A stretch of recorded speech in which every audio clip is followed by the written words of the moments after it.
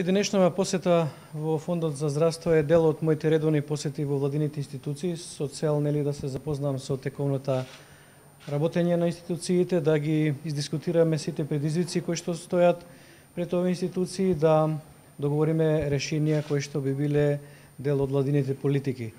Од страна на раководниот тим на фондот бев избрифиран во детали за активностите на фондот, за финансиското работење, за проектите кои што во иднина ќе бидат реализирани и од она што го видов можам да кажам дека најважната работа за владата и за фондот е стабилноста во финансирањето на здравствените услуги ќе функционира и понатака. Фондот за здравствено осигурување е меѓу ретките институции кај што со постојниот ребаланс добива плюс средства, значи не му се кратат. Тоа го потврдува нашиот однос кон здравството, кон овој сегмент од функционирањето на државата како нешто што е приоритетно и во иднина ќе го задржиме тој курс да го помагаме фондот со дополнителни средства кои што од нивна страна ќе бидат трансферирани со дополнителни услуги кон граѓаните. Фондот има склучено договор со преку 3200 правни субјекти што само по себе потврдува сериозноста на оваа институција и во тој дел мора да се поддржани со соодветни финансиски средства.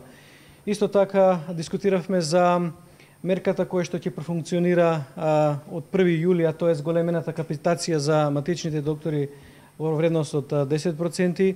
Значи ова е едно зголемување кое ќе значи подобра финансиска кондиција на примарното здравство, на матичните лекари, кое што уследи по зголемувањето на капацитацијата на стоматолозите, кое што беше на почетокот на годината. Значи овие две мерки внесуваат дополнителна енергија во делот на примарното здравство. Дискутиравме и за информацијскиот систем, за новите услуги кои што ги нуди Фондот за здравство.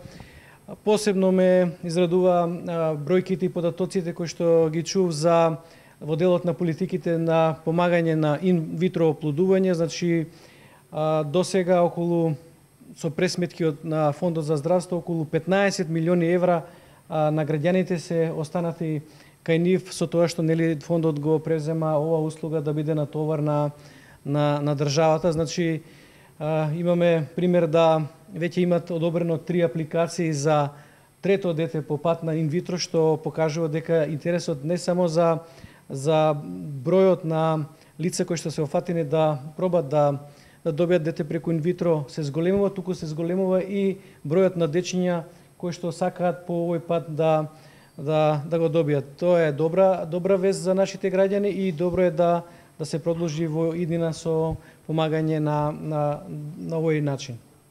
Како што кажа почитуваниот председател на влада, господинот Емил Димитриев, денеска Фондот за здравство имаше чест да биде домаќин на премиерот на владата и да пред него и пред неговиот тим ги објасниме нашите политики и степенот на реализација на проектите кои што се во надлежност на Фондот за здравствено осигурување.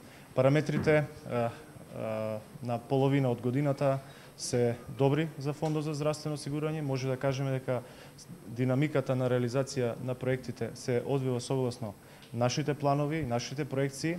Исклучително е значајно тоа што ќе добиеме дополнително финансиска инекција во буџетот на Фондот за здравствено осигурување со овај ребаланс, кој што секако ќе обезбеди финансиска стабилност на секторот, осигурување на социјалните трансфери, на времената исплата на породилните боледувања, останатите боледувања и дополнително давање на права на нашите граѓани, како и имплементирање на нови методи и услуги во здравствените установи. Инвитро постапката се разбира е еден од нашите стратешки приоритети. На председател на владата му ги објаснивме нашите политики во тој дел во детали. За поздравување фактот што се поголем број на граѓани кои што имаат проблем со зачнување по природен пат побрзо го препознаваат тој проблем и побрзо се одважуваат да поднесат барање во Фондот за здравствено осигурување.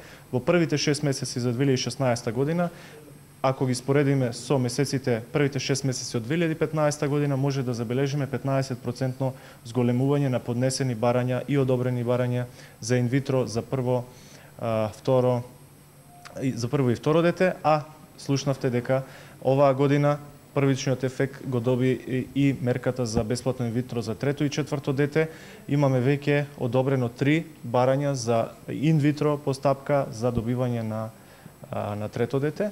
И се разбира, капитацијата на матичните лекари и стоматолози е нешто кое што председателот на владата беше уверен за финансиските можности на фондот и дека ќе може да ја испочитуваме, да го испочитуваме ова ветување кое што го дадовме заеднички со Министерот за здравство минатата година и кое што веќе е поминато на управен одбор и сите подготвителни моменти се направени, така што од 1 јули од задутре стартува покачување на капитацијата за матичните лекари од 5 денари, тоа од 50 на 55 денари, зголемување за околу 10%, што е зголемување за околу 180 милиони денари на годишно ниво, или вкупно околу 2 милиарди денари фондот годишно исплаќа за матичните лекари, значи би сакал да потенцирам околу 2 милиарди денари за матичните лекари. Од 1.1. функционира мерката за зголемување капитација кај стоматолозите. Ние со директорот Рамандани бевме во посета на стоматолошка ординација за да видиме директно на терен дали функционира и дали се задоволни стоматолозите. Тоа е мерка која што фондот го чини од прилика 75 милиони денари годишно во смисла на зголемувањето, или околу 600 милиони денари фондот исплаќа годишно за матичните стоматолозија, зголемувањето од 35 на 40 денари или за 14%, и вкупно Фондот за здравствено осигурување за примарна здравствена заштита на субјектите со кои што имаме склучен договор исплаќа околу 2,9 милиарди денари на годишно ниво. Со ребалансот предвидени се да се зголеми буџетот на фондот, кој морам да кажам дека историски за 2016 е 2 милиарди и 570, значи верувам дека за 2016 ќе биде 26 милиарди. Што на некој начин, ако гледаме вака уназад, тоа е 10 години уназад зголемен негде за 100%, од 13 милиарди на 26 милиарди.